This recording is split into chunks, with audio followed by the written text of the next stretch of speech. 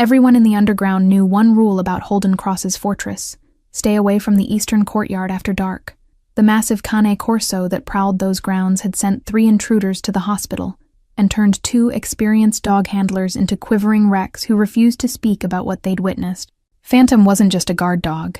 He was a 130-pound embodiment of controlled violence, black as midnight with amber eyes that tracked movement like a predator calculating kill trajectories. The security team maintaining Cross's 18-acre compound had learned to give the beast a 20-foot radius at all times. Steel chains meant to restrain him lay in twisted fragments across the courtyard stones, snapped like holiday ribbon during one of his territorial displays. Concrete feeding bowls built to withstand industrial abuse had been shattered by jaws that could generate over 700 pounds of pressure per square inch. Even the mansion's most hardened enforcers, men who'd committed acts that haunted lesser souls, crossed themselves when walking past the courtyard's iron gates. Holden Cross had hand-selected Phantom from an Italian breeder specializing in protection animals for high-value clients who operated outside legal boundaries. The dog arrived at 6 months old, already displaying the territorial aggression and unwavering loyalty that made Concorsos legendary. 2 years of intensive training by a former military handler had refined Phantom's instincts into something approaching supernatural awareness. The dog could detect intruders before electronic surveillance picked up their heat signatures, his behavioral responses calibrated to eliminate threats with mechanical efficiency. The crime lord controlled operations spanning 3 states, his influence reaching into city council chambers and federal courtrooms with equal effectiveness. Politicians returned his calls within minutes, and rival organizations had learned through painful experience that crossing Cross meant consequences that extended across generations. Yet for all his power over human affairs, Holden maintained a peculiar respect for Phantom's dominion. The eastern courtyard belonged entirely to the dog, and even its owner approached with careful deliberation and specific commands. On this particular winter evening, temperatures dropped toward freezing, and security protocols ran on heightened alert due to recent territorial disputes with competing organizations. The delivery entrance on the compound's southern perimeter had a gap barely wide enough for a grown man's arm to pass through. A defect scheduled for repair had been deprioritized amid more pressing security concerns.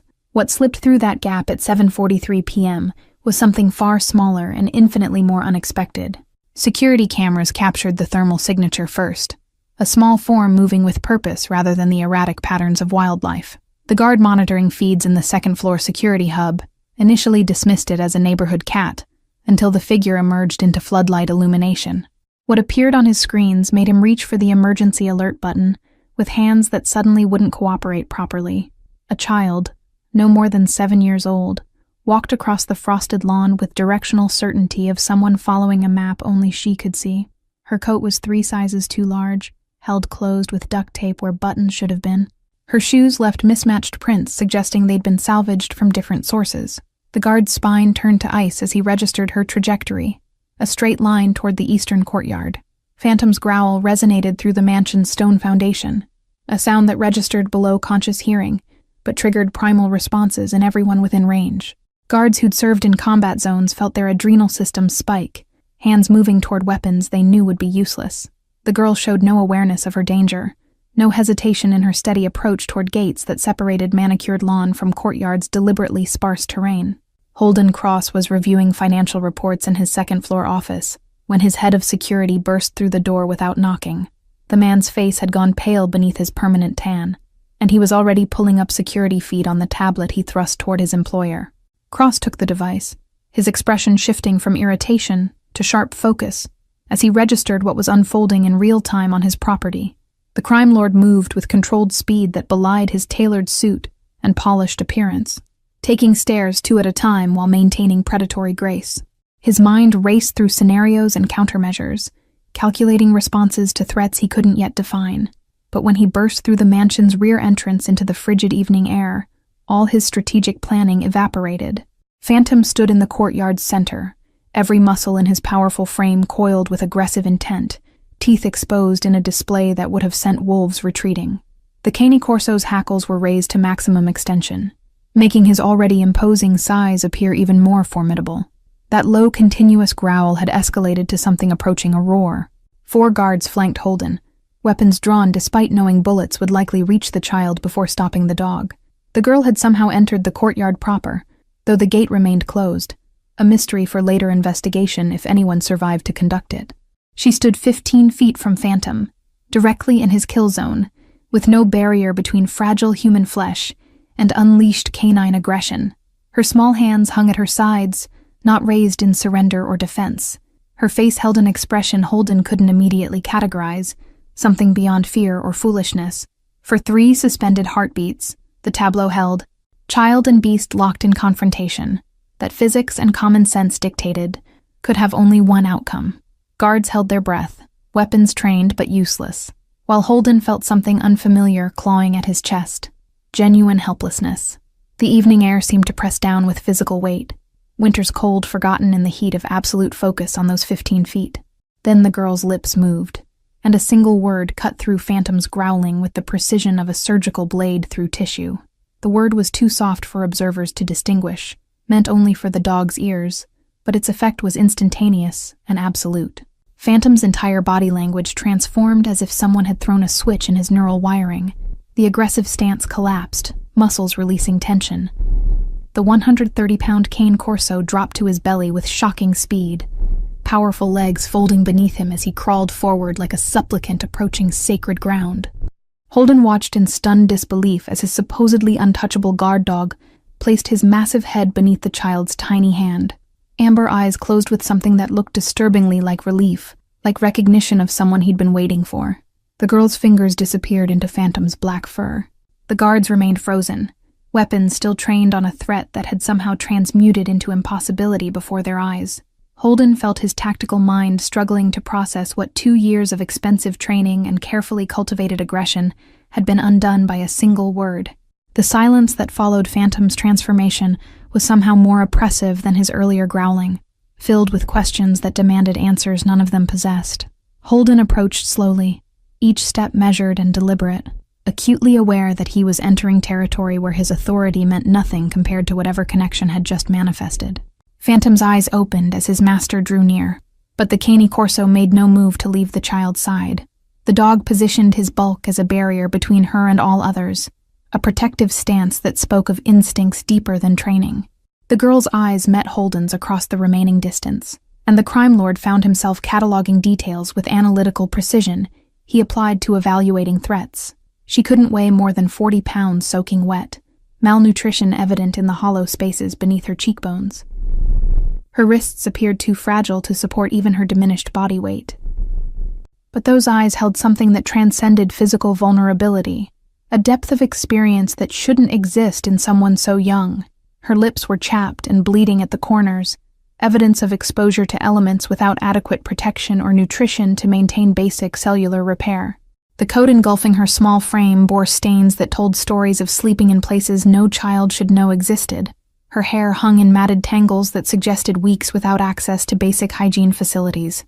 Yet she stood with Phantom's head under her hand as if she'd been born to command respect from creatures designed to inspire terror.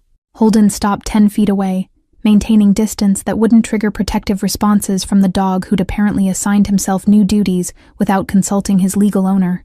His security team had fanned out in a loose semicircle, weapons lowered but ready, their training warring with the evidence before them.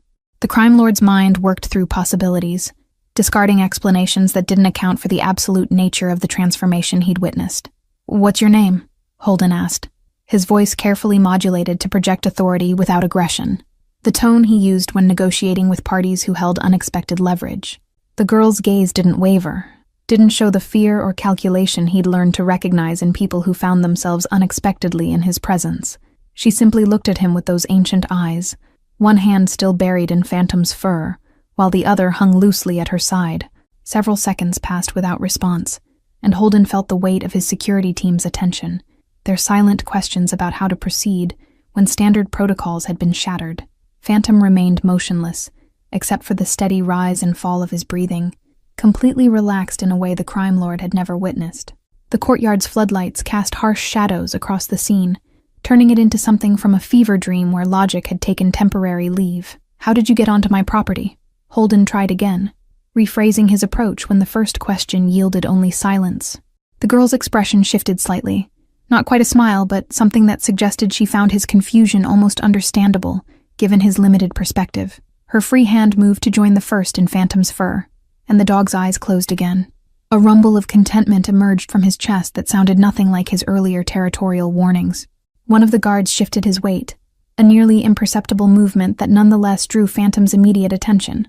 The amber eyes snapped open, fixing on the guard with intensity that froze the man mid-motion. But the aggression that should have accompanied that focus was absent, replaced by something more akin to protective assessment. The message was clear. The girl was under Phantom's protection, and any perceived threat would be evaluated through that lens. Holden raised his hand, signaling his team to maintain absolute stillness, his tactical mind recognizing that they'd entered a situation where traditional power dynamics had been suspended.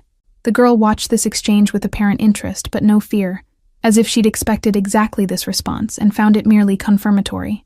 Her small chest rose and fell with steady breaths that showed none of the rapid-fire panic respiration that should accompany a 7-year-old. "Kiva," she said finally, her voice barely above a whisper but carrying clearly in the courtyard's acoustics, designed to amplify sound for security purposes. The single word hung in the frozen air, a name that meant nothing to Holden, but apparently meant everything to Phantom. The dog's tail began moving in slow sweeps across the courtyard's stone surface, a gesture of recognition that the crime lord had only seen displayed in his own presence. Holden processed this new information, adding it to the growing list of impossibilities that had accumulated in the past 5 minutes. The name wasn't common, carried ethnic origins he couldn't immediately place, and did nothing to explain how this malnourished child had waltzed through his security perimeter. More importantly, it didn't explain why Phantom had responded to her with instant submission that contradicted every behavioral pattern established over 2 years. "Kiva," Holden repeated, testing the name on his own tongue, watching for any additional reaction from either girl or dog. Phantom's ears swiveled toward the sound, but the beast made no move, remaining in his protective position with the contentment of someone who'd found something long lost. The girl's expression didn't change, didn't acknowledge the repetition as anything significant. She simply continued stroking Phantom's fur, with movements that suggested deep familiarity. The crime lord's analytical mind cataloged the physical evidence before him. The girl's extreme malnutrition suggested months on the streets, yet her clothes, while filthy, weren't torn or shredded by extended exposure. Her hands, now visible in the floodlights, showed calluses consistent with manual labor or survival activities, but her nails, though dirty, weren't broken or damaged. She'd been living rough, but not for so long that irreversible damage had set in. The timeline mattered, though he couldn't yet articulate why. "When did you last eat?" Holden asked, shifting his tactical approach from interrogation to assessment, recognizing that the girl represented a puzzle that required different tools than he typically employed. Kiva's eyes flickered briefly toward the mansion's lit windows, a glance so quick he almost missed it. Then her attention returned to Phantom, her small fingers tracing patterns in the dog's fur that seemed to follow some internal logic only she understood. "Yesterday," she said, the word emerging with the same soft clarity as her name, but this time accompanied by information that triggered Holden's protective instincts in ways he hadn't anticipated. Yesterday meant she'd gone over 24 hours without food, while navigating a city whose winter temperatures could kill the unprepared. The fact that she'd somehow traveled to his compound, breached his security, and maintained enough presence of mind to approach Phantom spoke to survival skills far beyond her apparent age. Holden made a decision that surprised him, even as he vocalized it, turning to his head of security with instructions that would have seemed impossible 5 minutes earlier. "Get Dr. DuPont here now. Tell her it's urgent, but not an emergency with Phantom. There's a child who needs medical evaluation." The guard hesitated, years of training warring with the unprecedented nature of the situation. But Holden's expression brooked no argument, and the man pulled out his phone. Kiva watched this exchange with the same calm assessment, her hands never stopping their movement through Phantom's fur, the connection between girl and dog so absolute it seemed to exist outside normal physical laws. The crime lord found himself wondering what word she'd spoken, what single syllable had contained enough meaning to override months of conditioning. More importantly, he wondered how a 7-year-old homeless child knew it when even he, Phantom's owner, had never discovered such a key. Dr. Celeste Dupont arrived within 20 minutes, her silver Mercedes navigating the compound's security protocols with the ease of someone who'd made this journey dozens of times before. She emerged from the vehicle wearing casual evening clothes that suggested she'd been called away from personal time, her dark hair pulled back in a practical ponytail. The French-Canadian veterinarian had treated Phantom since the dog's arrival from Italy, establishing professional boundaries with Holden that never quite masked her disapproval of his occupation. Celeste's stride across the lawn toward the courtyard carried the confidence of someone who'd faced down aggressive animals in far more precarious circumstances than manicured criminal estates. But her steps faltered when she registered the scene before her, Phantom lying in complete submission beneath a child's hand, Holden and his armed guards maintaining cautious distance. Her professional mask slipped momentarily, revealing genuine shock before training reasserted itself, and she moved forward with renewed purpose. "Mr. Cross, your man said there was a child needing medical attention, but he failed to mention she'd apparently domesticated your attack dog," Celeste said, her accent thickening slightly as it always did when she encountered situations outside her prepared protocols. She approached Keva with the same careful deliberation Holden had employed, but her focus was purely clinical, assessing the girl's physical condition, with eyes trained to spot distress signals in creatures who couldn't vocalize pain. Keva looked up at Celeste's approach, and something shifted in her expression that Holden couldn't quite interpret. Not fear, but perhaps wariness mixed with hope. The look of someone who'd learned that adults rarely meant safety, but occasionally represented resources. Phantom's eyes tracked the veterinarian's movement, but the dog remained relaxed, apparently having decided that anyone approaching slowly and without aggression posed no threat. Celeste knelt 6 feet from girl and beast, maintaining professional distance while her trained gaze catalogued damage. "My name is Dr. Dupont, but you can call me Celeste if that's easier," the veterinarian said, her voice dropping to the gentle register she used with frightened animals, apparently deciding that the same approach might work with traumatized children. "I'm a doctor for animals, which means I'm very good at noticing when someone isn't feeling well. Would you mind if I came a bit closer to make sure you're okay?" Keva's response was to look down at Phantom, as if consulting with the dog about whether this new arrival could be trusted, a gesture so natural it suggested deep familiarity with using animal instincts as guidance systems. The cane corso's tail swept once across the stone, apparently communicating approval, and Keva's small head nodded. Celeste moved forward those final feet, her movements smooth and non-threatening, until she was close enough to begin proper assessment without touch. "When did you last have something to drink?" Celeste asked, noting the extreme chapping of Keva's lips and the slight sunken quality around her eyes that indicated dehydration. The girl's answer was immediate this time, as if the veterinarian's presence had somehow made communication easier than it had been with Holden. "This morning, from the fountain at the park." The specificity of the response told Celeste that Keva had been living rough long enough to develop routines around public water sources. The veterinarian's hand moved slowly toward Keva's wrist, telegraphing her intention to check pulse and temperature through touch, giving the girl time to refuse if needed.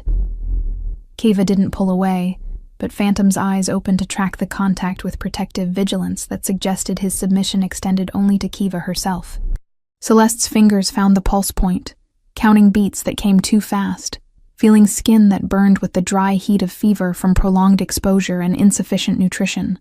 "She's running a temperature and showing signs of advanced malnutrition," Celeste said, directing her words toward Holden while keeping her attention on Keva, her clinical assessment overriding whatever personal feelings she held about the crime lord. "She needs immediate medical attention, proper hospital care, not field treatment. I can call an ambulance, but given your situation, I'm assuming you'd prefer private arrangements." The subtle emphasis on situation carried layers of meaning about Holden's complicated relationship with official channels. Holden felt the weight of decisions cascading through his mind, each option carrying consequences he couldn't fully calculate in the moment. Hospitals meant questions, documentation, potential involvement of child services that would remove Keva from his property before he understood what she represented. But private medical care meant bringing more people into his compound, expanding the circle of knowledge about tonight's impossible events. Phantom solved the dilemma by raising his massive head and looking directly at his owner with what could only be described as expectation.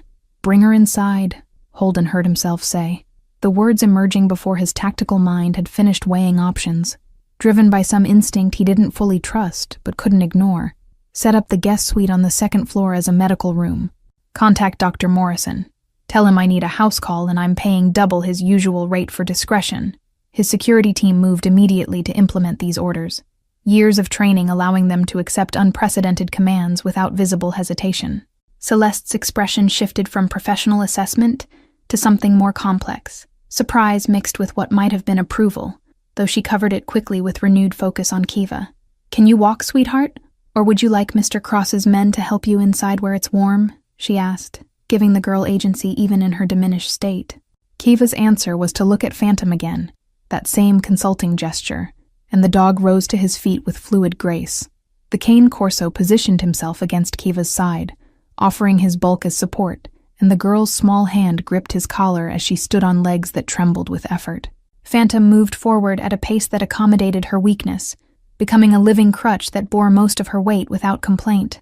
Holden watched this coordination between girl and beast, seeing patterns of prior familiarity that couldn't be explained by their brief courtyard encounter. The procession toward the mansion's entrance took on surreal quality. The homeless child supported by a dog trained to kill, followed by a disapproving veterinarian and a crime lord whose carefully constructed world had been upended by a single whispered word. Guards parted to create a clear path, their weapons holstered now, faces reflecting the same confusion and wonder that Holden felt churning in his chest. The eastern courtyard, designed as a killing ground, had somehow transformed into the birthplace of something he couldn't yet name. As they crossed the threshold into the mansion's warmth, Kiva stumbled slightly, her legs finally surrendering to exhaustion and fever. Holden moved without thinking, catching her before Phantom could react, lifting the girl with shocking gentleness for someone whose hands had orchestrated violence across 3 states. She weighed almost nothing, her small body burning with fever against his chest. Kiva's eyes met his for a long moment, and Holden saw something there that made his breath catch. Recognition, but not of him. Recognition of something he represented, some role he was being called to fill without having auditioned for the part. Dr. Morrison arrived 40 minutes later, his silver hair and expensive briefcase marking him as the kind of physician who catered to clients requiring absolute discretion. He'd treated various members of Holden's organization over the years, asking no questions about knife wounds or bullet grazes that never appeared in official records. But his expression upon entering the guest suite showed genuine concern rather than his usual professional detachment at the sight of Kiva lying on imported sheets that cost more than most families spent on rent. Celeste had already begun preliminary treatment, establishing an IV line with practiced efficiency, despite working outside her veterinary specialty. She'd stripped away Kiva's filthy clothes, replacing them with an oversized t-shirt from the mansion's supply, revealing the full extent of the girl's malnutrition. Her ribs stood out in sharp relief, and bruises in various stages of healing decorated her arms and legs, not abuse marks but the accumulated damage of survival on streets that showed no mercy to the vulnerable. Dr. Morrison's examination was thorough and gentle, his hands moving with the careful precision of someone who understood that touch could either heal or traumatize. He checked reflexes, listened to heart and lungs, examined the condition of her teeth and gums for signs of scurvy or other deficiency diseases. Kiva endured this with stoic silence, her eyes tracking Phantom, who'd positioned himself in the room's corner, refusing to be separated from her despite Holden's initial attempts at removal. Severe malnutrition, dehydration, exposure-related fever, and what I suspect is pneumonia developing in her left lung, Dr. Morrison announced, his clinical assessment delivered in tones that carried no judgment about how a child had reached this condition. She needs IV antibiotics, proper nutrition reintroduced gradually to avoid refeeding syndrome, and constant monitoring for the next 72 hours minimum. Ideally, she'd be hospitalized, but I understand that's not an option you're considering. Holden stood near the door, arms crossed, watching the medical procedures with the same intense focus he applied to business negotiations where millions hung in the balance. But this felt different. The stakes were somehow both smaller and infinitely larger than money or territory. Celeste glanced at him periodically, her expression unreadable, but her actions speaking clearly about her commitment to Kiva's welfare regardless of her opinions about the mansion's owner. "I can set up everything needed here," Dr. Morrison continued, pulling out his phone to arrange for medical supplies and equipment. "But she'll require round-the-clock care from someone with medical training. I can arrange for a private nurse, though that adds another person into your situation." The delicate pause before situation acknowledged the criminal context without explicitly naming it, a linguistic dance both men had perfected over years of irregular consultations. Celeste's voice cut through before Holden could respond, her French-Canadian accent sharpening with decision. "I'll stay. I have medical training beyond veterinary work, pre-med before I specialized, and she seems to trust me, which matters more than credentials right now." She directed this statement at Dr. Morrison rather than Holden, claiming authority over the patient's emotional needs that superseded the crime lord's property rights. Holden found himself nodding agreement before analyzing the implications of having Celeste essentially move into his compound for an indefinite period. The veterinarian had always maintained careful professional distance, arriving for Phantom's care and departing with minimal social interaction. Now she was volunteering to embed herself in his household, motivated by concern for a child whose connection to his dog remained unexplained. The situation was spiraling beyond his control in ways that should have triggered defensive responses, but instead felt almost inevitable. Kiva's eyes had closed during the examination, fever and exhaustion finally overwhelming whatever reserves had kept her functioning through her approach to the mansion. But her hand remained extended toward Phantom's corner, fingers making small grasping motions as if seeking reassurance that the dog was still present. Phantom responded by moving closer, stretching his massive body alongside the bed within reach of her searching fingers, his presence apparently more effective than any medication at providing comfort. "What's the dog's connection to her?" Dr. Morrison asked, his clinical curiosity overriding professional boundaries, as he observed the interaction between child and beast. "I've never seen a cane corso display this kind of protective behavior toward anyone except their primary handler, and even then, it's usually more possessive than nurturing." His eyes moved from Phantom to Holden, seeking explanation for the behavioral anomaly that even medical training couldn't rationalize. Holden exchanged glances with Celeste, recognizing that they shared ignorance about the fundamental mystery driving everything that had happened tonight. "That's what we're trying to understand," he said, the admission of not knowing costing him more than he'd anticipated. Men in his position didn't acknowledge gaps in information, didn't reveal uncertainty that could be exploited as weakness. Yet here he stood, confessing confusion to his private physician about a homeless child and a dog who'd apparently rewritten their own relationship rules. Dr. Morrison packed his examination equipment with methodical precision, leaving behind supplies and detailed instructions for Kiva's care over the coming days. "I'll return tomorrow morning to reassess her condition. Call me immediately if her fever spikes above 103 or if she shows any respiratory distress.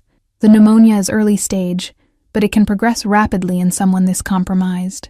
He paused at the door, adding with unusual directness, "She's lucky you brought her inside. Another night on the streets in her condition would likely have been fatal." The word lucky hung in the air after Dr.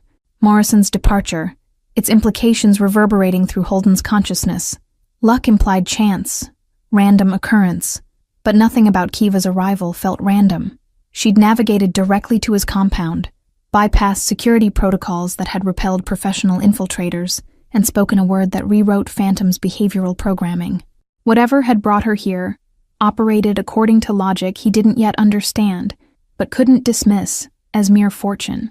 Celeste began organizing the medical supplies Dr. Morrison had left, transforming the guest suite into a functional hospital room with the efficiency of someone comfortable in crisis situations.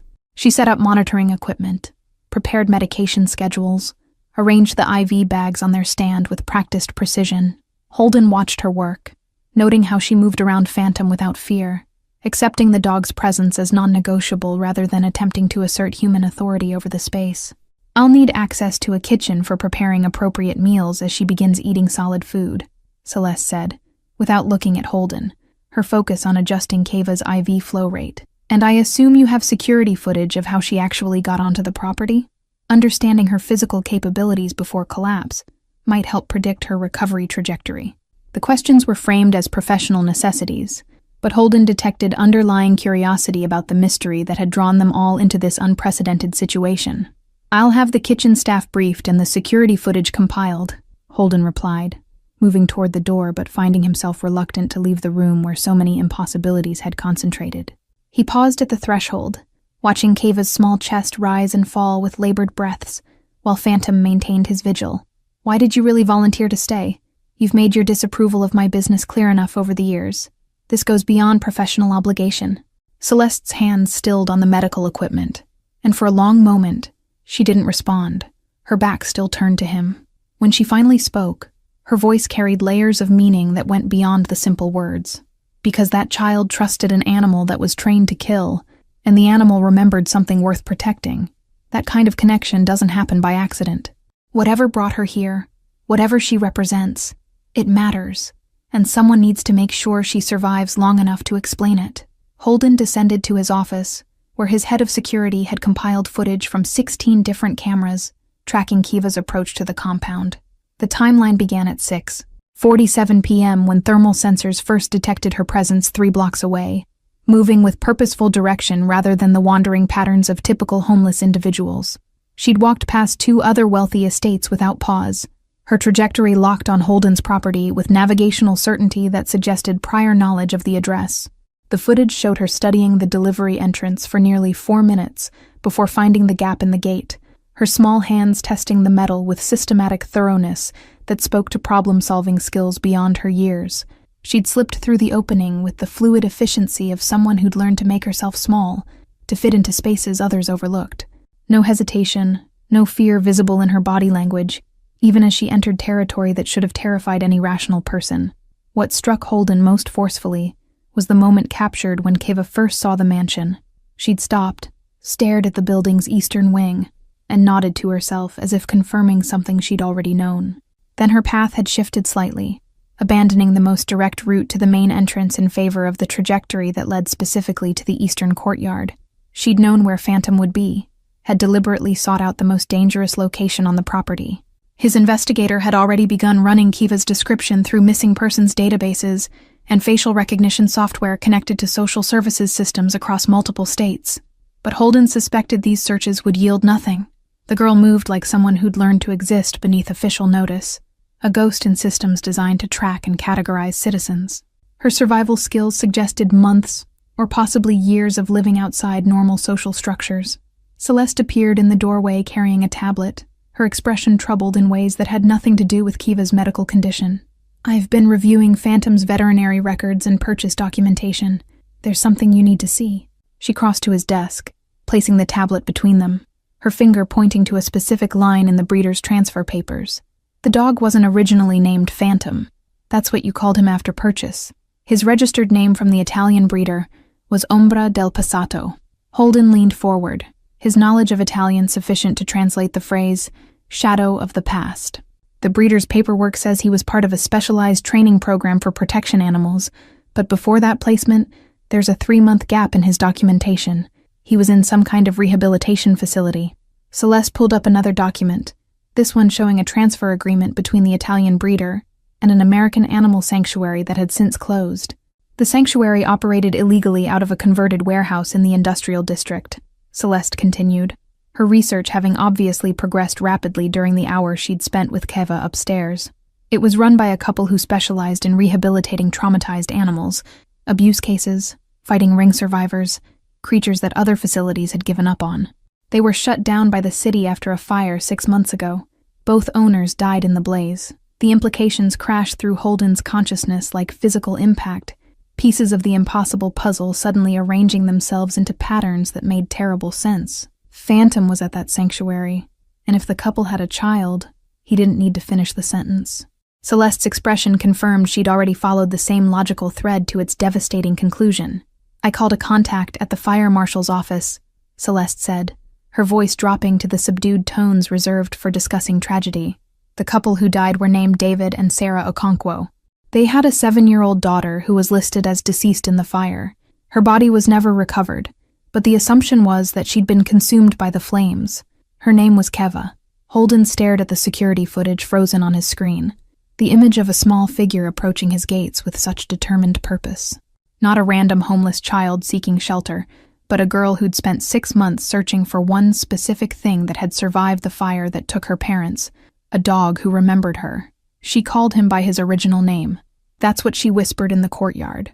Not Phantom, but whatever nickname they used at the sanctuary. "Umbra," Celeste confirmed, pulling up yet another document. This one a photograph from the sanctuary's archived social media presence before the fire. The image showed a younger, thinner Phantom being held by a small girl with gap-toothed smile and bright eyes that held none of the haunted depth Holden had seen tonight. The caption read, "Kiva and Umbra making progress." This sweet boy is finally learning to trust again. The date stamp placed the photos 7 months prior. The transformation in Phantom suddenly made complete sense. The dog hadn't been reacting to a stranger, but recognizing someone he'd believed dead, someone whose loss had likely contributed to the aggressive behavior that made him such an effective guard animal. His training hadn't been overridden by a magic word, but by memory stronger than conditioning, by loyalty that transcended the months of separation and violence he'd experienced since leaving the sanctuary. Holden felt something unfamiliar stirring in his chest as he absorbed this information, not the strategic calculation he applied to most situations, but something rawer and more human. Kiva had survived her parents' deaths, lived on streets for half a year, and somehow tracked down the one living thing that connected her to the life she'd lost. The courage and desperation required for such a journey was beyond anything he'd encountered in his criminal career. "Does she know her parents are dead?" Holden asked, the question emerging before he'd consciously decided to voice it. Celeste shook her head slowly, her expression carrying the weight of knowledge that would need to be delivered carefully. "She hasn't spoken about them yet. Either she's still processing the trauma, or she's in denial about what happened. Either way, we'll need to address it eventually, but not while she's fighting pneumonia and malnutrition. I want complete background on the fire. Official reports, insurance investigations, everything," Holden said, his mind shifting into the operational mode he understood better than emotional territory. "If there's any question about how it started, any indication of arson or foul play, I need to know. And I want to know what happened to the other animals from that sanctuary, where they were placed, if any others survived besides Phantom." Celeste studied him with an expression that mixed surprise and calculation, as if reassessing conclusions she'd reached about his character over years of professional interaction. "Why does it matter to you? She's just a homeless child who happened to find your dog. You could turn her over to social services, let the system handle her recovery and placement. Why are you involving yourself in something that has nothing to do with your business?" The question hung between them, demanding honesty Holden rarely offered anyone. He looked at the frozen image of Kiva on his screen, remembering the weight of her fevered body in his arms, the way Phantom had looked at him with expectation rather than submission. Because that dog changed his entire nature to protect her, and if a creature trained to kill can recognize something worth preserving, maybe I should pay attention to what he sees that I'm missing. Holden returned to the guest suite near midnight to find Celeste dozing in the chair beside Kiva's bed, medical charts balanced on her lap, and exhaustion evident in the lines around her eyes. Phantom remained alert despite the late hour, his massive head resting on the bed's edge within inches of Kiva's hand. The dog's eyes tracked Holden's entrance, but showed none of the territorial aggression that usually marked his responses to nighttime movements within the compound. Kiva's fever had broken slightly according to the monitors, her temperature dropping from dangerous heights to merely concerning levels. The IV dripped steadily, replacing fluids and delivering antibiotics that fought the pneumonia trying to establish itself in her compromised lungs. Her breathing remained labored but steady, each inhale and exhale a small victory against the accumulated damage of 6-month surviving conditions designed to destroy rather than sustain. Holden moved quietly to avoid waking Celeste, but the veterinarian stirred anyway, her eyes opening with the instant alertness of someone trained to respond to emergencies regardless of sleep deprivation. "Her vitals are stabilizing," Celeste reported softly, her professional mask slipping back into place. "Dr. Morrison's antibiotic choice seems to be working. If she makes it through the next 48 hours without complications, she should recover physically, though the psychological trauma is another matter entirely. I found out who she is," Holden said, keeping his voice low to avoid disturbing Kiva's fever-restless sleep. He pulled up the sanctuary photo on his phone, showing Celeste the image of the girl and dog in happier circumstances. Her parents ran the animal sanctuary where Phantom, Ombra, spent 3 months in rehabilitation. They died in the fire that shut the place down. She's been on the streets ever since, apparently searching for him.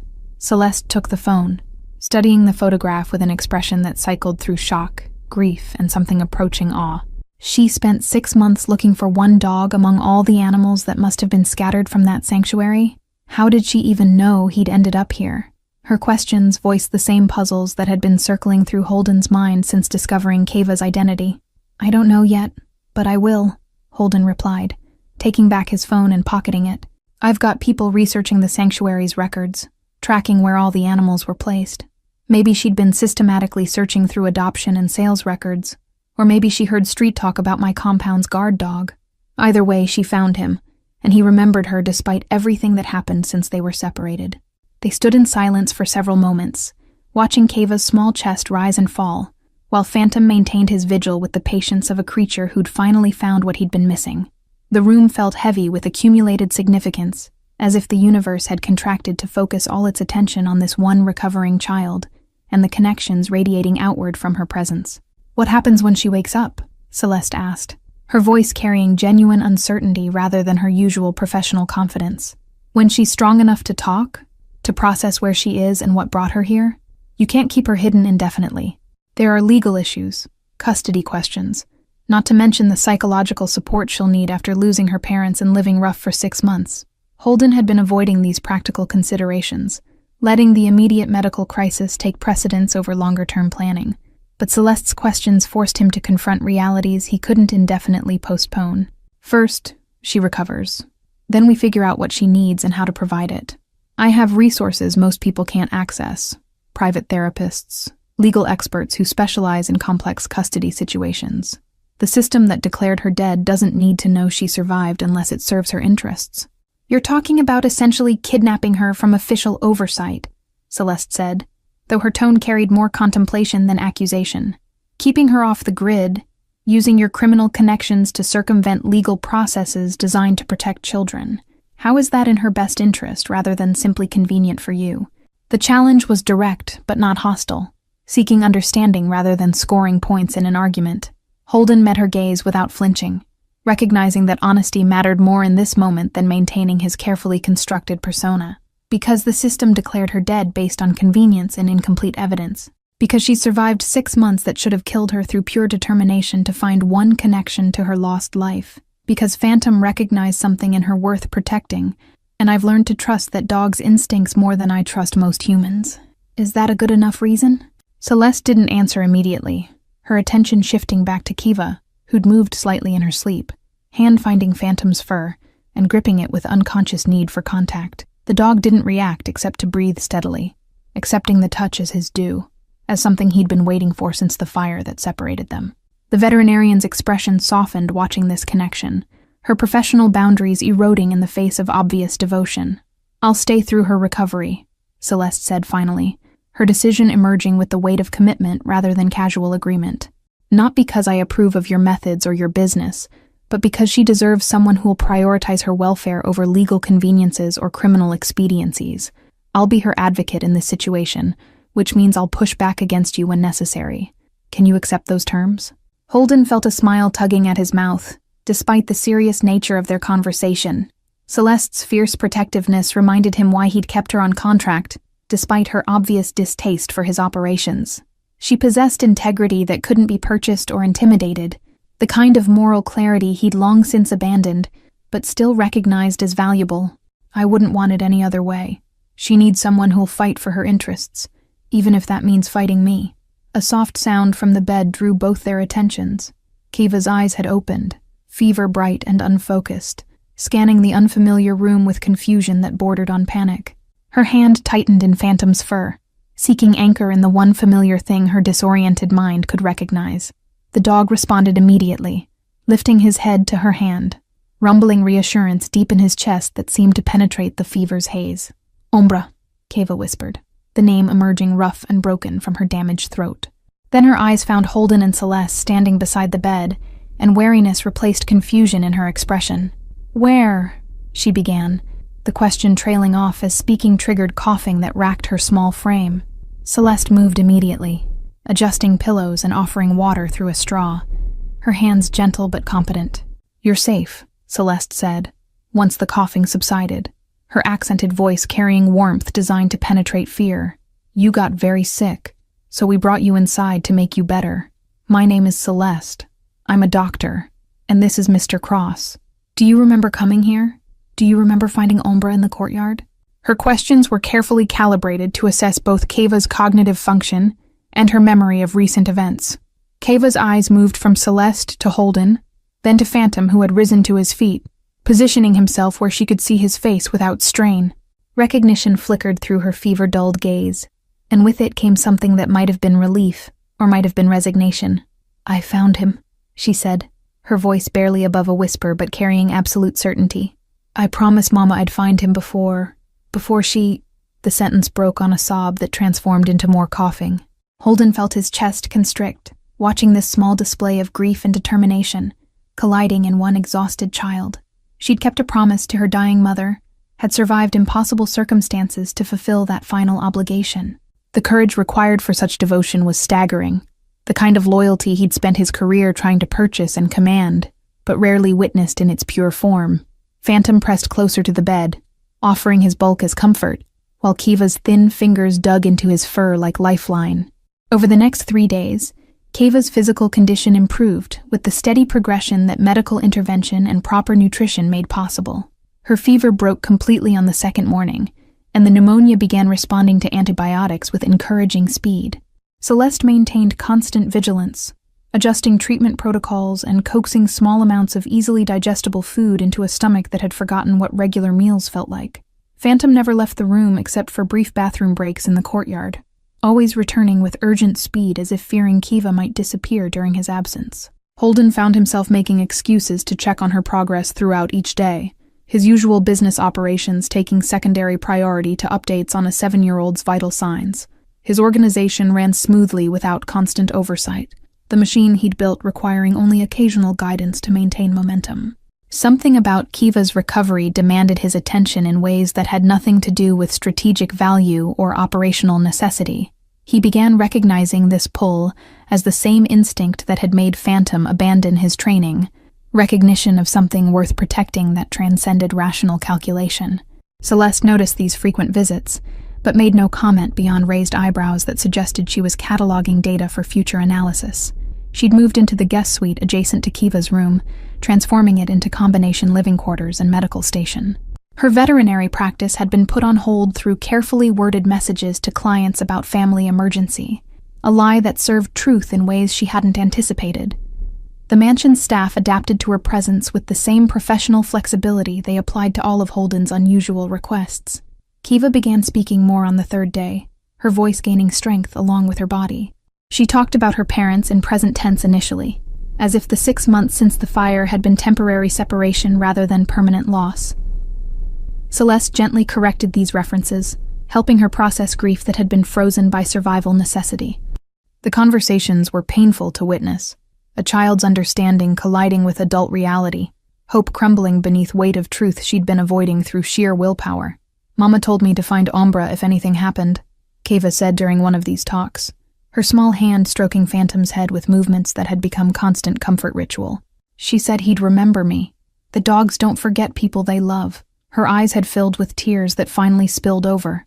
6 months of suppressed grief finding release now that she'd accomplished the mission that had kept her functioning. Celeste held her while she cried, offering the kind of maternal comfort that couldn't be replaced by medical competence alone. Phantom pressed against the bed, whining softly in distress at sounds that clearly troubled him, despite his inability to comprehend their source. Holden stood in the doorway during this breakdown, witnessing vulnerability that made his chest ache with unfamiliar emotions. He'd built an empire on exploiting weakness, on identifying leverage points in people's defenses, and applying pressure until they broke according to his design.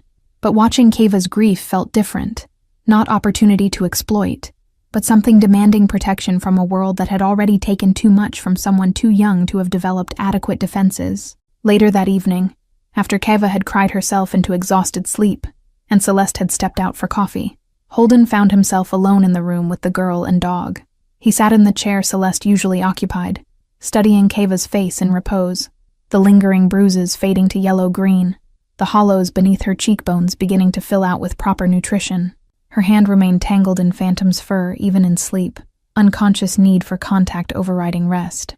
"I don't know what I'm supposed to do with you," Holden said quietly, speaking to Kiva's sleeping form though she couldn't hear him. "I'm not equipped for this. I don't do redemption arcs or surrogate parenting. My business is control and consequences, not healing damaged children who trust dogs more than humans." The words emerged as confession to someone who couldn't judge him for the admission. Phantom's amber eyes opened, fixing on Holden with an expression that might have been reproach or might have been expectation. The dog had made his choice clear. Kiva mattered more than training, more than loyalty to the master who'd purchased him. Holden felt challenged by that stare, as if the animal was demanding he rise to standards that had nothing to do with criminal success or accumulated power. His phone buzzed with messages from his second-in-command about territorial disputes requiring attention, contracts needing approval, violence that required orchestration or prevention, the machinery of his empire demanding the oil of his focus to continue operating smoothly. But Holden silenced the phone without reading past the first notification, his attention remaining on the small figure in the hospital bed who'd somehow become more important than business he'd spent years building. Celeste returned carrying 2 coffee cups, passing one to Holden without comment about finding him in her usual chair. She settled into the room's other seat, sipping her drink while maintaining the comfortable silence of people who'd moved past need for constant conversation. They sat together watching Keva sleep, 2 people from completely different worlds united by shared commitment to someone who'd accidentally revealed the best parts of themselves they'd forgotten existed. "My investigator found records from the animal sanctuary," Holden said eventually, breaking the silence with information he'd been processing since receiving the report that afternoon. Keva's parents were considered eccentric by neighbors. They lived in the warehouse with the animals, spent every cent on veterinary care and rehabilitation programs. The fire started in the electrical system around 3 a.m. They'd evacuated 43 animals before the structure collapsed. Celeste absorbed this information with the same careful attention she applied to medical diagnoses, extracting meaning from facts that painted picture of the girl's background. So she grew up surrounded by damaged creatures learning to trust again. That explains why she approached Phantom without fear. She'd spent her whole life around animals that others considered dangerous. She saw past the aggression to the pain underneath. "The fire marshal's report says they found her parents near the back exit," Holden continued, his voice dropping lower, though Keva showed no signs of waking.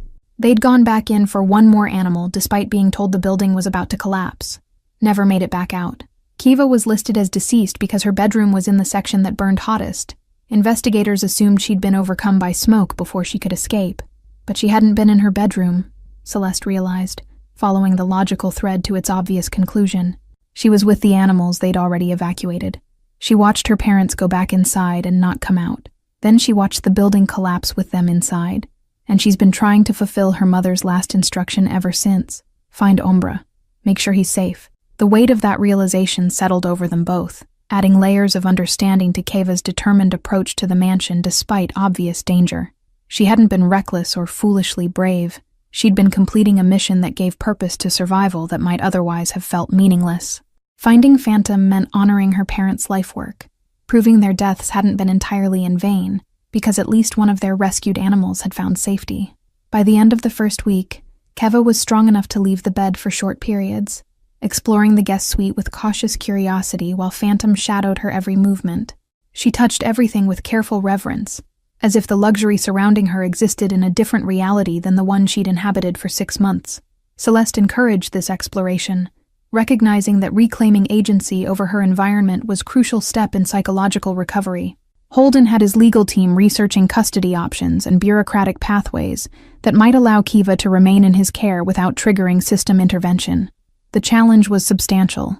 Single man with criminal empire seeking to adopt child officially declared dead, whom he'd effectively kidnapped, by not reporting her survival to authorities. His lawyers approached the problem with the same creative interpretation of regulations they applied to his business operations. Meanwhile, the mansion staff had begun treating Keva's presence as permanent fixture, rather than temporary anomaly. The cook prepared child-friendly meals tailored to her recovering digestive system, and the head housekeeper had quietly acquired age-appropriate clothing in Keva's size. No one had explicitly stated that she was staying, but the infrastructure supporting that assumption built itself through accumulated small actions that acknowledged reality before it had been officially declared. Celeste watched these developments with mixed feelings. She didn't fully articulate even to herself. Her initial commitment to staying through Keva's medical crisis had evolved into something more complex, investment in the girl's long-term welfare that went beyond professional obligation. She'd begun imagining futures for Keva that included stability, education, the kind of childhood that had been stolen by fire and circumstance. But she also recognized the moral complications of those futures being built inside a crime lord's fortress. What happens when she's fully recovered? Celeste asked Holden during one of their late-night conversations that had become routine over the past week. They sat in his study while Keva slept upstairs under Phantom's vigilant guard, the quiet hours after midnight, creating space for discussions too complex for daytime. You can't keep her hidden forever. Eventually someone will notice. A neighbor, a delivery person, someone who will ask questions you can't answer without exposing the whole situation. Holden swirled whiskey in his glass, studying the amber liquid as if it contained answers to questions that had no easy solutions. My lawyers think they can establish legal guardianship through family court, if we construct the right narrative. Claim I've been caring for a distant relative's child after parents died, that proper channels were followed but paperwork was delayed. Judges in this city owe me favors. Not ideal foundation for custody, but better than the alternatives. You're talking about corrupting the legal system to legitimize kidnapping, Celeste said, though her tone carried more resignation than accusation. She'd crossed enough ethical lines in the past week that moral high ground had become difficult terrain to claim convincingly. What happens if she grows up and realizes her whole life was built on lies and manipulation? That the man she trusted was actually a criminal who bent laws to keep her because it suited his purposes? The question hit harder than Holden wanted to acknowledge, striking at insecurities he'd been avoiding through focus on immediate logistics. Then I hope she'll understand I did the best I could with limited options. That keeping her safe mattered more than perfect adherence to systems that declared her dead without proper investigation. Is that good enough? Probably not, but it's what I have to offer. Celeste set down her coffee cup, her expression shifting to something more vulnerable than her usual professional competence. Why does this matter so much to you? I've watched you operate with calculated detachment for years. Everything is strategy and leverage, costs and benefits. But with Kiva, you're making decisions that don't serve your interests. You're risking exposure, legal complications, all for a child you met a week ago. What changed? Holden didn't answer immediately. Recognizing that honesty required excavating motivations he'd been avoiding examining too closely. I've spent 15 years building an empire on fear and control. I'm very good at making people do what I want through careful application of pressure and consequence. But Phantom chose Kiva over 2 years of training and conditioning without hesitation. That kind of loyalty can't be purchased or intimidated. It has to be earned through being worth protecting. And you want to be worth protecting, Celeste said softly, completing the thought he'd been circling around without directly stating. You want to believe you're more than the sum of your criminal operations, that you're capable of being someone a damaged child and devoted dog can trust. This isn't about saving Kiva. It's about proving to yourself that you're still savable. The accuracy of her assessment was uncomfortable in ways that made Holden want to retreat behind defensive walls he'd constructed over years of operating in spaces where vulnerability meant death. But something about Celeste's steady gaze and the late hour and the accumulated weight of the week stripped away usual protections. Maybe, he admitted. Or maybe I just recognize that she's already lost everything once. Letting the system take her means she loses everything again. I have resources to prevent that. Using them seems like minimum requirement for being even marginally decent. A soft sound from the doorway made them both turn. Kiva stood in the entrance wearing oversized pajamas that belonged to one of the mansion staff. Phantom pressed against her side in protective formation. Her eyes were red-rimmed from recent tears, and her expression carried the fragility of someone who'd woken from nightmares that memory wouldn't release. I had a bad dream, she said, voice small and uncertain, in ways that daytime bravery usually disguised. Celeste rose immediately, moving toward Kiva with arms extended in invitation rather than demand. Come here, sweetheart. Let's get you back to bed. But Kiva's eyes had fixed on Holden, studying him with intensity that felt like judgment, or assessment, or perhaps simple curiosity about the man whose house she'd invaded and whose life she'd disrupted through the simple act of survival. Are you going to make me leave? Kiva asked, the question emerging with directness that bypassed social niceties children usually learn to employ. When I'm better, are you sending me away to people who don't know Ombre? To places where he can't come? Her hand tightened in Phantom's fur, the gesture revealing what mattered most. Not her own comfort or safety, but maintaining connection to the dog who represented her last link to parents and home. Holden felt the weight of that question pressing down with physical force, aware that his answer would establish foundation for whatever relationship developed between them. Lies or reassurances that might prove false later would poison any trust she was considering extending. I'm trying to figure out how to keep you both safe and together, he said, choosing honesty over comfort. It's complicated because I'm not exactly model guardian material, but I promise I won't separate you from Phantom. Whatever happens, wherever you end up, he goes with you. Kiva processed this response with the same careful consideration she'd applied to approaching Phantom in the courtyard, weighing risks against potential rewards, calculating whether trust was gamble worth taking. Mama said good people keep their promises even when it's hard. Are you a good person? The question was delivered without judgment. Simple request for information that would help her navigate uncertain territory. The question hung in the air, while Holden struggled with answers that couldn't be reduced to simple affirmation or denial. I'm trying to be better than I have been, he said finally, offering truth that was more complex but perhaps more honest than she'd expected. I've done things I'm not proud of, hurt people who probably didn't deserve it, but I keep my promises, and I'm promising you now that Phantom stays with you no matter what. Kiva studied him for several more seconds, then nodded as if reaching conclusion that satisfied whatever criteria she'd been applying. Okay, I believe you. The simple declaration carried weight beyond its brevity. Trust extended with the same courage she'd shown approaching a supposedly vicious dog. She allowed Celeste to guide her back toward the stairs, Phantom falling into step beside her, leaving Holden standing in his study with the uncomfortable awareness that he'd just committed himself to being someone he wasn't sure he knew how to become. Celeste paused at the doorway, looking back at Holden with expression that mixed approval with lingering concern. Children are remarkably perceptive about authenticity. She knows you're struggling with this, but she also knows you're being honest about that struggle. Don't make me regret believing you'll follow through. The warning was delivered gently, but contained steel that reminded him why he'd valued her integrity, even when it complicated his operations. After they'd gone upstairs, Holden remained in his study, staring at his reflection in the window that overlooked the eastern courtyard where everything had begun. 7 days ago, his biggest concern had been maintaining territorial control and managing rival operations. Now he was researching family court procedures and making promises to a traumatized 7-year-old about providing the stability her ruined life desperately needed. The transformation felt both absurd and somehow inevitable, as if Kiva's arrival had been designed to demolish carefully constructed walls between the man he'd become and whoever he might have been under different circumstances. His phone buzzed again with business requiring attention, violence needing orchestration, the machinery of his empire grinding forward with or without his constant supervision. But Holden found himself thinking about Kiva's question, "Are you a good person?" and recognizing that whatever answer he wanted to give, it would be determined by actions rather than intentions.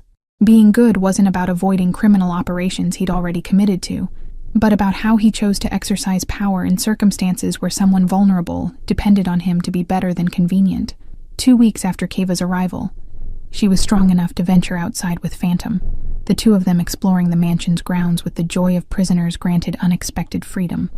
Holden watched from his office window as girl and dog raced across the lawn, her laughter carrying through glass barriers that had never seemed quite so isolating before. Celeste supervised from nearby, her presence ensuring safety while allowing Kiva the independence she needed to reclaim agency over her own existence. The investigation into the sanctuary fire had yielded disturbing information that Holden's team presented during a private meeting. The electrical failure that started the blaze showed signs of deliberate tampering, though the original investigation had been cursory enough to miss evidence that more thorough examination revealed. The sanctuary had been operating illegally, but not harmfully, saving animals that shelters and rescue organizations had deemed beyond saving. Someone had wanted them shut down permanently, the kind of thorough elimination that suggested professional work rather than random tragedy. Holden's investigator had traced financial records showing that the warehouse property had been purchased immediately after the fire by a development company connected to one of his rival organizations. The sanctuary had been occupying valuable real estate in an area being gentrified, and its eccentric operators had refused multiple buyout offers. The fire had solved a problem that legal channels hadn't resolved quickly enough, though proving this connection would require resources and time he wasn't sure he wanted to invest. But the information changed context around Kiva's survival and her parents' deaths, transforming random tragedy into calculated murder that had almost succeeded in eliminating the entire family. Telling Kiva that her parents hadn't just died but had been killed required consultation with Celeste about psychological impact versus right to truth. They agreed to wait until she was stronger, until the foundation of her recovery was solid enough to withstand additional trauma without collapsing back into survival mode that had nearly killed her. Meanwhile, Holden's legal team had constructed guardianship framework that would withstand scrutiny assuming cooperative judges and minimal investigation. The narrative positioned him as distant family friend, who'd been contacted by neighbors after the fire, who'd been searching for Kiva through private channels, while official investigation had declared her dead. Documentation had been carefully backdated and filed through channels that established paper trails supporting this fiction. It wasn't bulletproof, but it was sufficient for systems that preferred convenient explanations over complicated truth. Celeste had her own decisions to make about how long she'd remain embedded in Holden's compound as Kiva's primary caregiver. Her veterinary practice couldn't be indefinitely postponed, and the professional life she'd built existed separately from the one developing in the mansion's guest wing. But she found herself reluctant to leave, invested in Kiva's welfare in ways that went beyond temporary crisis response. The girl needed stability and consistency, things that required commitment rather than passing involvement.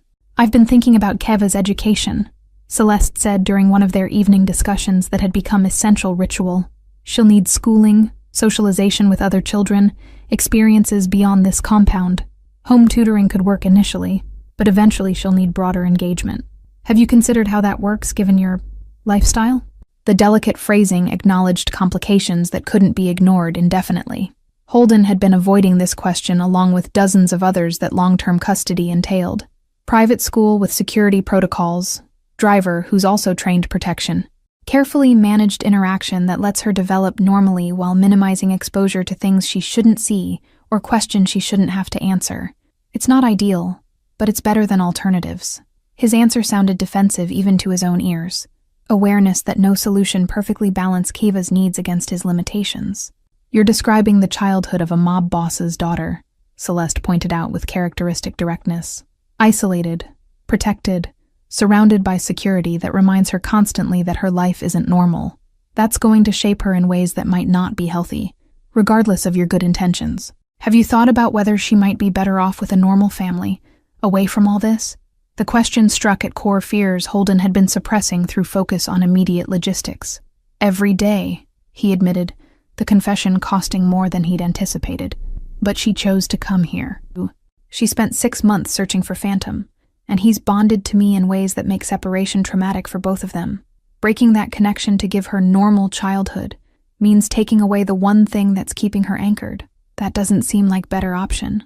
Celeste's expression softened slightly, recognizing the genuine dilemma beneath Holden's rationalizations. "Then we need to make sure this environment doesn't damage her further. That means boundaries between your business and her life, therapy to process trauma she survived, and people around her who'll prioritize her welfare over your convenience. I'll stay as long as she needs me, but you need to understand I'm here for her, not for you. If I think this situation is harming her, I'll intervene regardless of your wishes." "I wouldn't expect anything less," Holden said, meaning it more than she probably believed. "You're right to be protective. She needs someone who'll push back against me when necessary. I'm new at this, and probably going to make mistakes. Having you here means those mistakes might get caught before they cause permanent damage."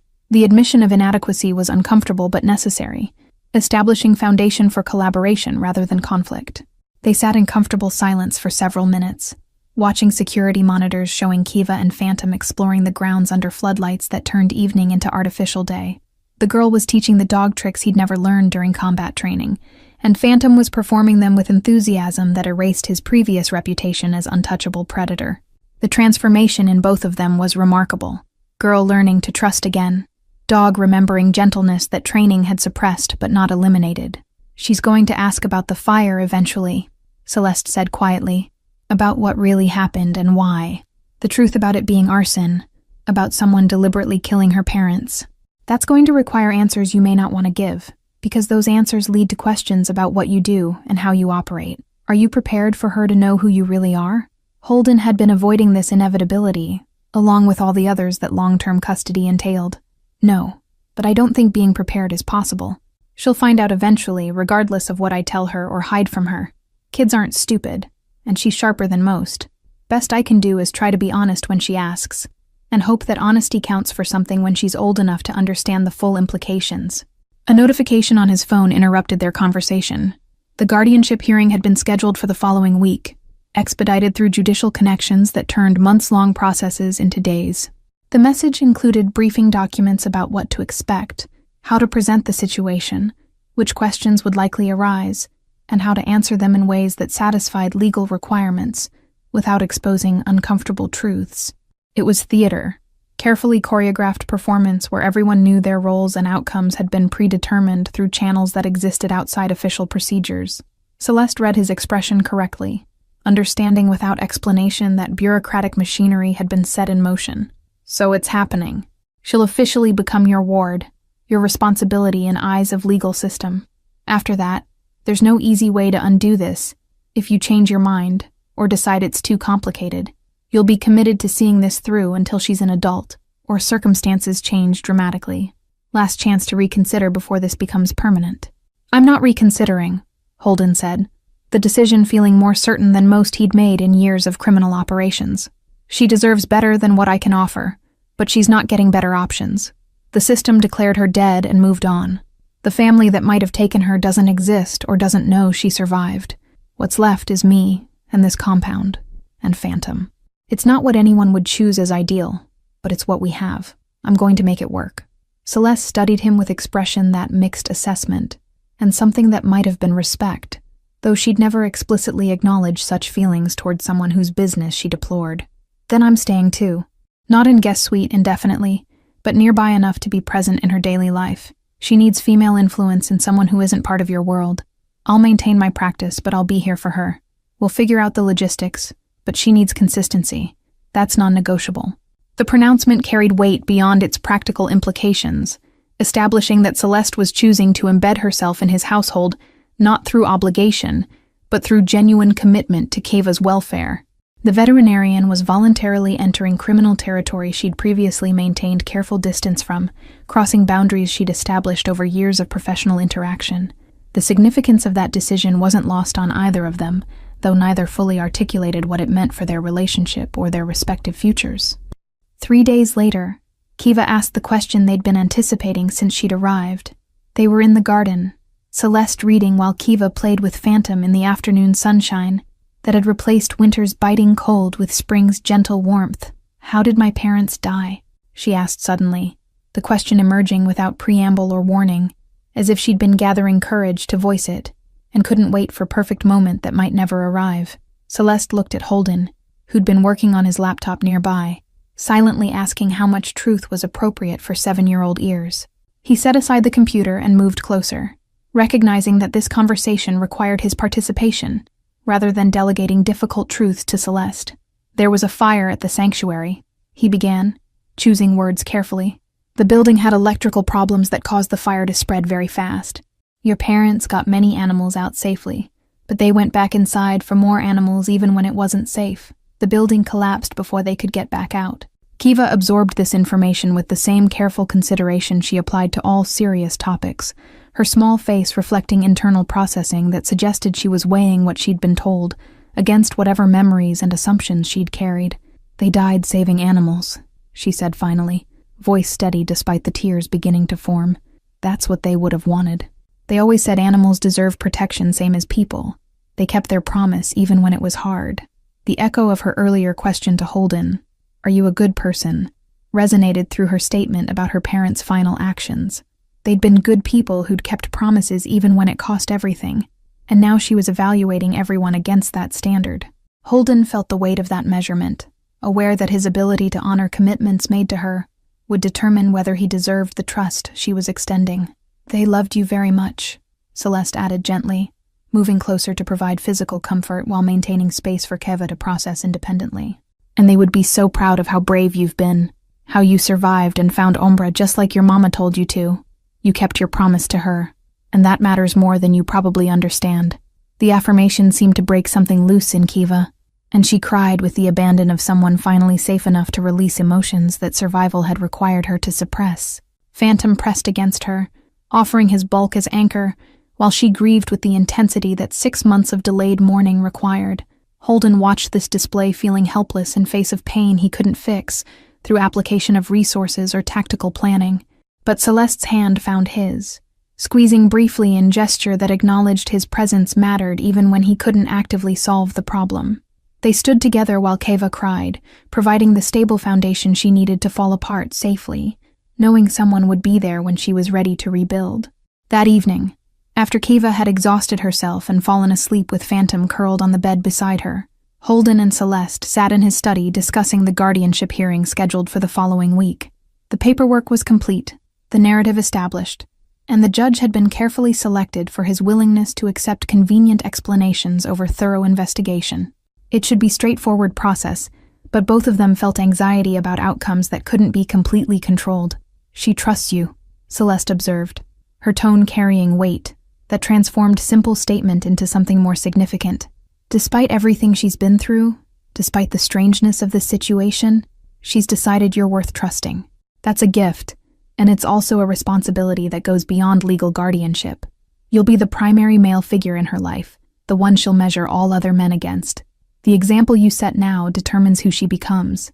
That's terrifying power to hold over someone's development." Holden understood the magnitude of what Celeste was articulating, having spent weeks grappling with implications that extended far beyond immediate crisis response. "I know, and I'm going to fail her sometimes because I don't know what I'm doing, and because my instincts are all wrong for this role. But I'm going to try, and I'm going to keep trying even when it's hard. That's all I can promise, that I'll show up and do my best, even when my best isn't good enough. That's actually more than most parents promise," Celeste said with a slight smile that softened her usual professional demeanor.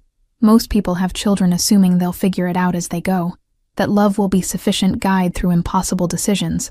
At least you're going in with realistic assessment of your limitations. That self-awareness might be more valuable than natural parenting instincts." Her hand found his again, the touch lingering longer than brief reassurance, suggesting feelings she hadn't explicitly acknowledged but couldn't entirely hide.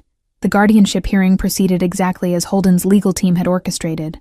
The judge accepted documentation without question, asked perfunctory questions that had been anticipated and rehearsed, and issued orders granting temporary custody with permanent placement to be reviewed in 6 months.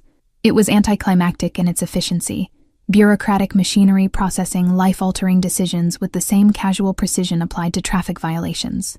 But the result was what mattered.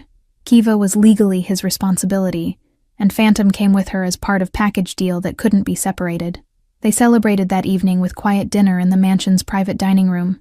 Just Holden, Celeste, and Kiva with Phantom lying beneath the table accepting treats Kiva snuck to him when she thought the adults weren't watching. It felt like family in ways that made Holden uncomfortable and hopeful simultaneously. Domestic tableau that had no place in his criminal empire but existed anyway, through accumulated choices that had brought them to this improbable moment. "Thank you for keeping your promise," Kiva said, as Celeste was tucking her into bed later that night. The statement directed at Holden, who'd come upstairs to say goodnight. "Mama said good people keep their promises, and you did. That means you're a good person, right?" The question sought confirmation of conclusion she'd already reached. Validation from adult authority figure that her trust hadn't been misplaced. Holden felt his throat tighten with emotions he couldn't fully name, touched by faith extended despite all evidence that he didn't deserve such unconditional trust. "I'm trying to be," he said, echoing his earlier response but with more conviction born from weeks of follow-through. "And having you and Umbra here makes me want to try harder. So maybe you're making me better just by being here. Maybe that's enough." The admission was more honest than he'd intended, vulnerability slipping past defenses that criminal operations had required him to maintain. Kiva smiled then, bright genuine expression that transformed her face from haunted survivor into the child she should have been allowed to remain if circumstances had been different. "Mama always said animals know who's safe. Ombre knew you were safe even before I did. That's why he stayed with you instead of running away. Dogs are smarter about people than people are about people." The simple wisdom carried truth that Holden couldn't argue with, animal instinct proving more reliable than human rationalization. After Kiva slept, Holden and Celeste stood in the hallway outside her room, the quiet intimacy of the hour, and the accumulated weight of the weeks, creating space for conversation that had been developing beneath surface of their practical collaboration. "What happens now?" Celeste asked softly.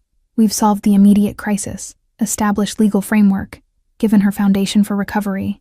But long-term? How does this actually work with your business and her needs and everything we haven't figured out yet?" "I don't know," Holden admitted, the answer feeling more honest than any strategic plan he might have constructed. "But we'll figure it out together. You're part of this now, whether you intended to be or not. She needs you, and He paused, recognizing that finishing that sentence required acknowledging feelings he hadn't examined carefully enough to articulate properly. "I need you too, for her sake, but also because you make me want to be the person she thinks I am." That's valuable in ways I'm still processing. Celeste studied his face in the dim hallway lighting, searching for honesty beneath words that could be manipulation, if he'd remained the criminal operator she'd met years earlier. But something in his expression satisfied whatever criteria she was applying, and she nodded slowly. Then we'll figure it out together. But if this is going to work, you need to understand I'm not just hired help or temporary solution. If I'm staying, I'm actually staying, as part of her life, and by extension, part of yours. That comes with expectations about how you operate and what I'll accept. We clear?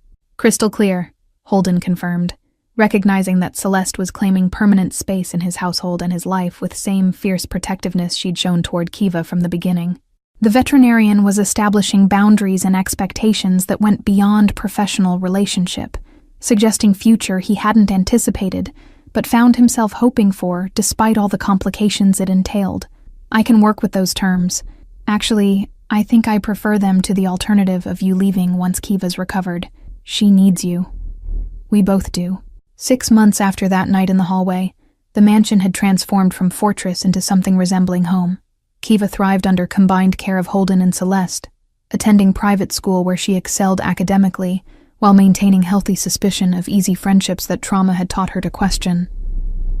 Phantom remained her constant companion, the dog's presence reassuring both her and Holden that the connection that had brought them together remained strong, despite normalized routines that replaced initial crisis. Holden's business continued with same efficiency it always had, but his priorities had shifted in ways that his organization adapted to rather than resisted. Violence became last resort rather than preferred tool.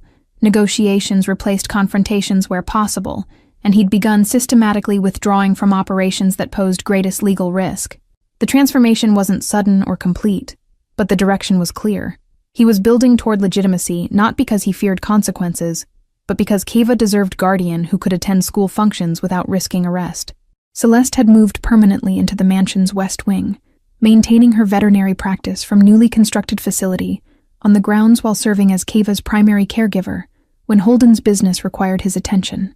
Their relationship had evolved beyond professional collaboration into partnership that neither had explicitly defined, but both understood extended beyond Kiva's needs.